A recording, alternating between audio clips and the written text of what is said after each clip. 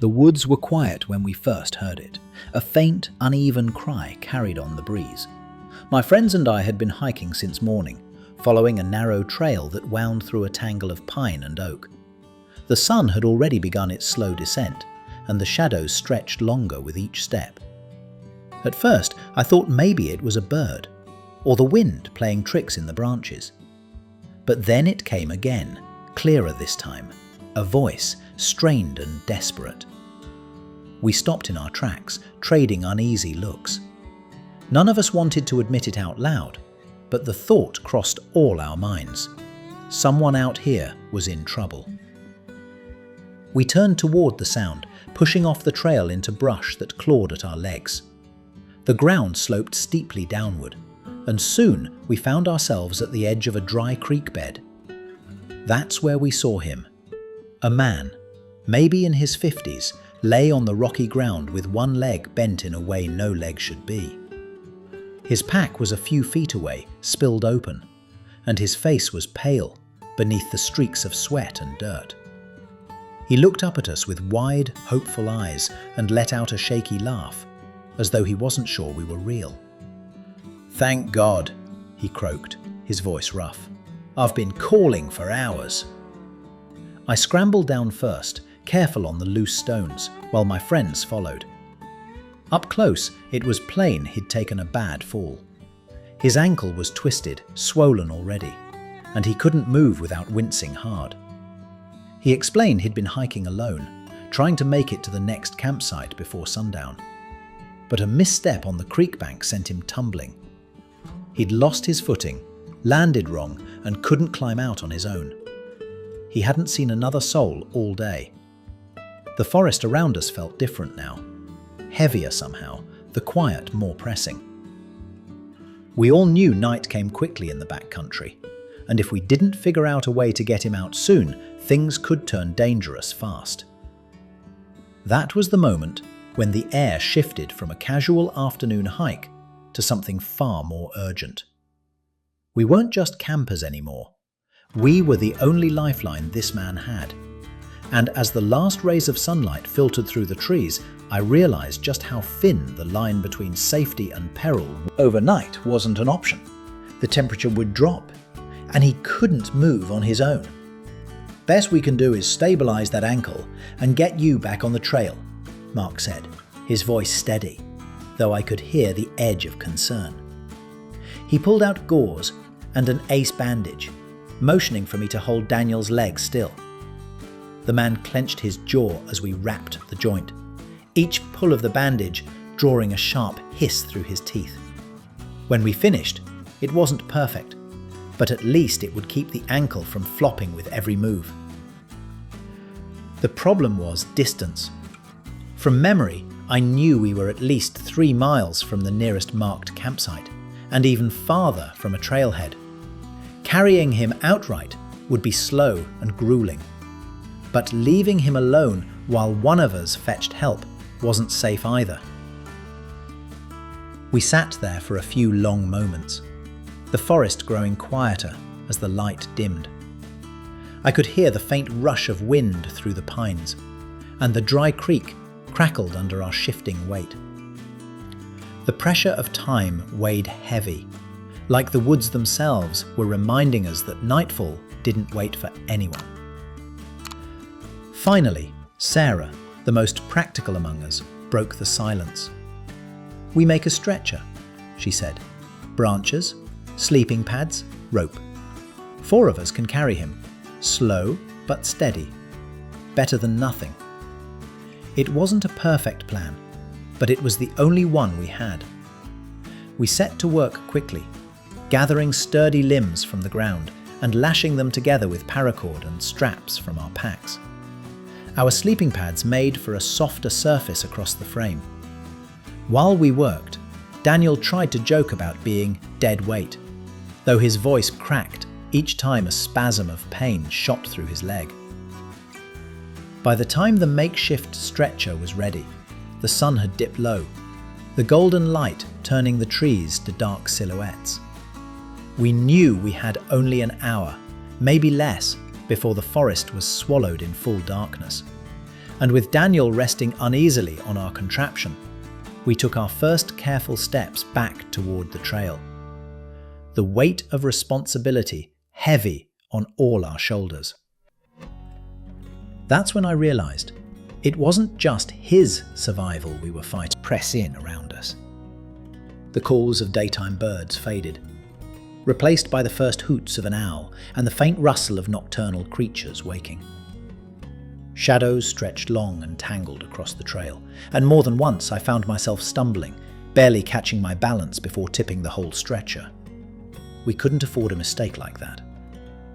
At one point, we had to stop and catch our breath. I set my pack down and leaned against a tree, trying to ignore the throbbing ache in my shoulders. Daniel looked pale, his jaw tight, though he managed to whisper, Didn't expect my trip to end with a rescue party." "No one ever does," Sarah replied, her voice sharp but kind. She pressed her water bottle into his hand, urging him to drink. "You just focus on breathing. Leave the rest to us." We pressed on, the trail seeming longer than it had been that morning. Dusk bled into darkness, and soon the forest was lit only by the faint silver glow of the rising moon. We pulled out headlamps, the beams cutting narrow tunnels through the dark. It gave me an odd, disorienting feeling, like the world outside those beams had ceased to exist. More than once, we heard coyotes yipping somewhere in the distance. Daniel tried to laugh at that, mumbling something about how he was glad he wasn't alone out here anymore. But the truth was, we all felt that prickle of unease. Injured and slowed, we were vulnerable, and the night was not on our side. By the time we reached a fork in the trail, the strain was wearing us thin. We needed to make a choice: push on toward the distant campsite, or risk a shortcut down an old logging road that I vaguely remembered looping back toward the main trail. It could save us an hour, or cost us dearly if I was wrong. The four of us stood there in the moonlight, breathing hard, Daniel shifting uneasily on the stretcher. His eyes searched our faces, the unspoken fear plain. Could we get him out before exhaustion, or worse, caught up to us? The decision would have to come quickly. The forest around us was only getting darker, and time was no longer our friend. We stood at that fork longer than we should have, the night pressing against our backs like a cold hand. The safe choice was to stick to the trees, and the forest was alive with subtle noises, the distant splash of water, the skitter of something small in the underbrush, the constant sigh of wind moving through pine needles. Out here, sound carries differently at night, and every crack of a twig made us glance over our shoulders. An hour passed, then another. We rotated positions, each of us taking turns at the heavier front end of the stretcher, but fatigue still set in. My shoulders burned, my hands felt raw against the straps, and sweat chilled against my back despite the cooling air. Every now and then, we had to stop, setting Daniel down carefully while we drank water in silence. He tried to keep our spirits up. You're owning your Trail Angel badges tonight," he said once, voice thin but laced with gratitude. We managed tired chuckles, though none of us had the breath for more. Then came the steep incline. I'd forgotten about it. A sharp climb over a ridge where roots knotted across the path like gnarled ropes. We looked at each other in the dim light, realizing what it meant. We'd have to carry him up, foot by foot, in the dark. The climb was grueling. Our boots slipped on loose soil, roots caught at our shins, and the stretcher swung dangerously more than once. Daniel muffled his cries, biting down hard on his lip as we strained upward. By the time we crested the ridge, all of us were gasping, our muscles trembling from the effort. But then, through the trees, we saw it. A faint flicker of orange in the distance, just past the next bend. Campfire light. Relief surged through us, sudden and powerful. Someone was ahead, Maybe another group of campers, maybe the Rangers crew. Either way, it meant warmth, safety, and the possibility of real help. We exchanged a look, silent but full of renewed energy, and adjusted our grips one more time. The forest was still dark and daunting, but now the light of rescue was close enough to chase the worst of the fear away. As we rounded that final bend, the glow of the fire grew brighter, steady and warm against the dark through his gear. To our amazement, he produced a compact splint and a radio. Turned out, they were volunteer search and rescue members, off duty, but still carrying their skills and tools into the backcountry. What were the odds? Within minutes, Daniel's leg was stabilized properly, far better than our field wrapping. The radio crackled as they called in coordinates, arranging for a ranger crew to meet us at dawn. In the meantime, they insisted we share their fire, their food, and their coffee. Black, strong, and better than any I'd ever tasted. We sat around that blaze together, exhaustion slowly giving way to the strange peace that comes after surviving a close call. Daniel drifted into a fitful sleep, finally free from the immediate fear of being stranded alone.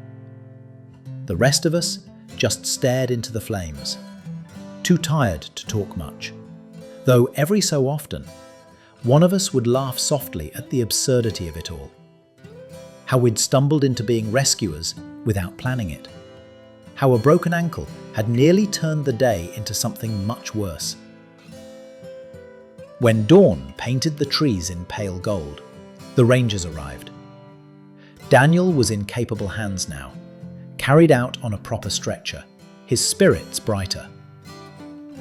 Before they left, he caught my arm and said simply, "You didn't have to stop. But you did. I won't forget that." As the forest swallowed their group, we remained by the ashes of the fire. The woods looked different in the morning light, less menacing, more forgiving.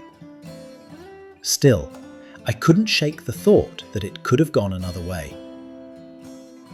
That day taught me something simple, but sharp as a pine needle. Out here, help isn't guaranteed. The wilderness doesn't bend for anyone. But sometimes, with enough grit and enough heart, we can bend for each other. And that, I think, is what makes nights like that worth remembering.